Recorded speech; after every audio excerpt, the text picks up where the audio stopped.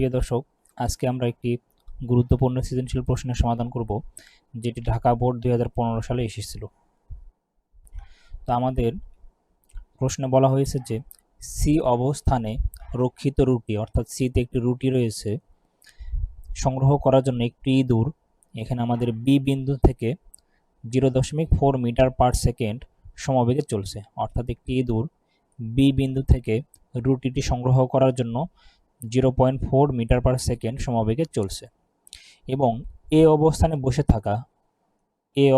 বসে থাকে একটি বিড়াল ইঁদুরকে লক্ষ্য করলো এবং ইঁদুরটির আগেই রুটিটি সংগ্রহ করার জন্য 0.02 মিটার পার সেকেন্ড স্কোয়ার সমতরণে একই রাস্তা বরাবর ছুটতে থাকলো।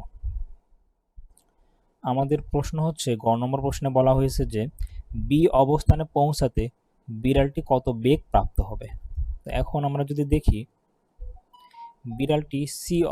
বিড়ালটি এ অবস্থানে বসে থাকা, অর্থাৎ বিড়ালটি শুরুতে বসেছিল, অর্থাৎ ওর আদিবেগ ছিল আমাদের 0 এবং এখানে বলা হয়েছে যে ইঁদুরের আগে রুটি সংগ্রহ করার জন্য বিড়াল 0.2 মিটার পার সেকেন্ড স্কোয়ার সমতরণে একই রাস্তা বরাবর ছুটল। এক্ষেত্রে আমাদের বিড়ালের ত্বরণ দেওয়া রয়েছে a = 0.02 metre per second square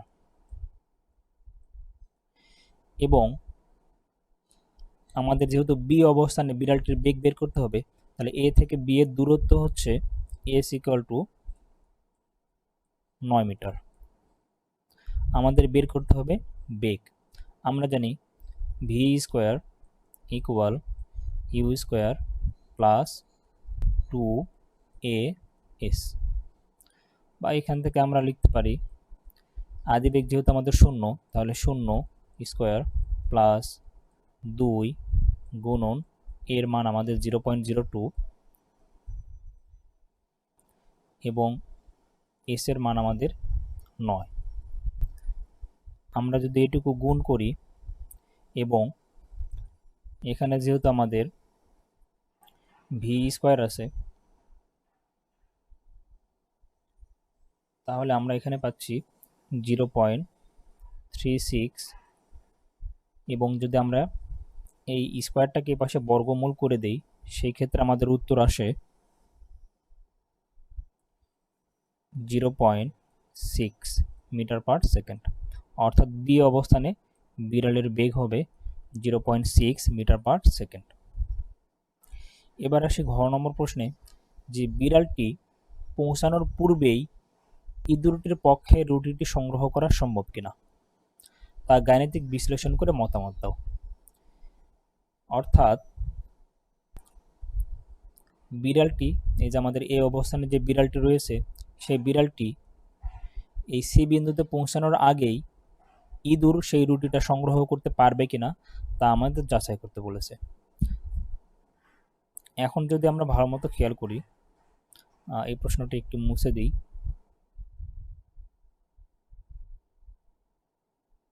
আমরা এখানে দেখতে পাচ্ছি ইঁদুরের সমবেগ হচ্ছে 0.4 মিটার পার সেকেন্ড। অর্থাৎ ইঁদুরের ক্ষেত্রে অর্থাৎ র্যাটের ক্ষেত্রে আমরা ধরলাম ওর বেগ ছিল, আমাদের সমবেগ ছিল 0.4 মিটার পার সেকেন্ড এবং বি থেকে সি বিন্দু, অর্থাৎ বি এবং ইঁদুর যেখানে ছিল সেখান থেকে রুটি যেখানে আছে, এদের মাঝখানের দূরত্ব আমাদের s = 16 মিটার। তাহলে আমরা জানি সমবেগের ক্ষেত্রে আমরা জানি s = vt এবং এখান থেকে যদি আমরা টিটা বের করি, এটা আমরা t1 দিলাম, তাহলে t1 = আমাদের হবে s/v। এক্ষেত্রে আমাদের s এর মান 16 এবং আমাদের v এর মান 0.4। আমরা যদি 16কে 0.4 দিয়ে ভাগ করি, সেই ক্ষেত্রে আমাদের মান আসে 40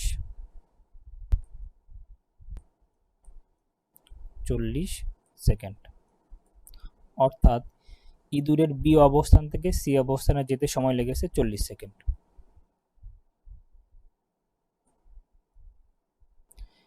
এখন যদি আমরা বিড়ালের ক্ষেত্রে দেখি, ক্যাট, এর ক্ষেত্রে আমাদের আদি বেগ ছিল ইউ ছিল 0 এবং বিড়ালকে রুটি সংগ্রহ করার জন্য অতিক্রম করতে হবে এস ইকুয়াল টু এ থেকে বি 9 প্লাস বি থেকে সি আমাদের হচ্ছে 16, 9 এবং 16 যোগ করলে আমরা পাবো 25 মিটার। অর্থাৎ রুটি সংগ্রহ করার জন্য বিড়ালকে অতিক্রম করতে হবে 25 মিটার দূরত্ব।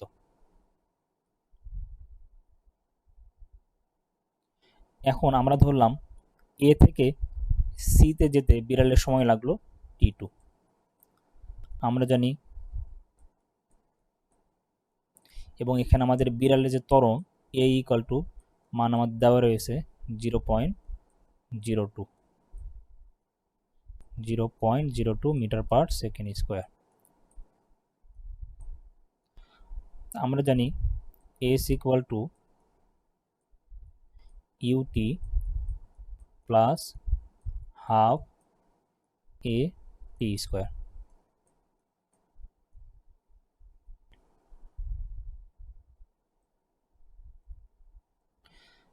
আমরা এখানে আমাদের আদিবেগ যেহেতু 0, 0-র সাথে টি গুণ করলে আমরা এই রাশিটা 0 হয়ে যাবে, তাহলে এই ক্ষেত্রে আমরা পাবো S equal to half a t square.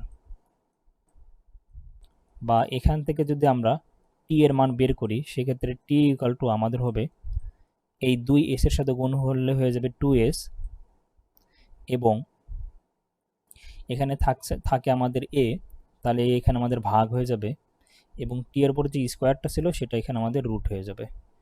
এখন আমরা যদি মানগুলো বসিয়ে দেই, 2 এবং এস এর মান এই ক্ষেত্রে আমাদের 25 এবং এ এর মান হচ্ছে আমাদের 0.02 এবং তার উপরে বর্গমূল, এটুকু হিসাব করলে আমরা পাচ্ছি